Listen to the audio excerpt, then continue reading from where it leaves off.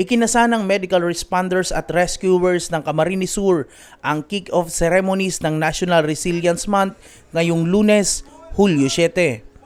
Naglakad ng 13 kilometrong rescue march o Mass Assembly for Rescue and Care for Humanity mula Naga City papuntang Pili, Camarines Sur. Habang naglalakad, ipinakita nila ang mga paraan ng pagresponde sa oras ng sakuna o kalamidad, gaya ng two-man carry na maaaring gawin sa mga hindi gaanong nasaktan o nasugatan, o pagtawid sa ilog habang bitbit pa ang mga rescue equipment.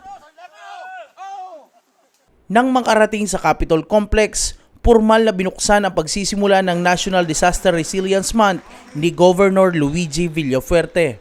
I am one with all 62 teams who are here today with us and the 2 million strong people of Camarines Sur, and I officially open the Disaster Resilience Month here in Camarines Sur.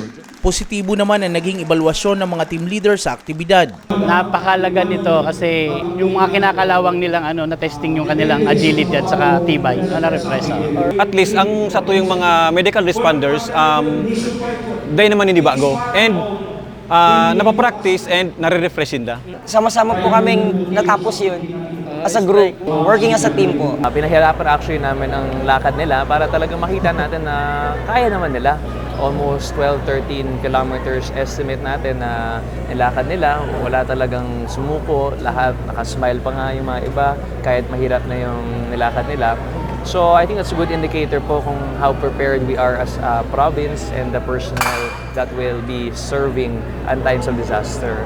Marami pa ayon sa Office of Civil Defense, Bicol ang kailangang paghandaan sa oras ng kalamidad, lalo na ngayong tag-ulan at inaasahan ang pagpasok ng mga bagyo sa rehiyon. Pero kumpiyansa ang ahensya na kayang-kaya ang kalamidad basta nagtutulungan.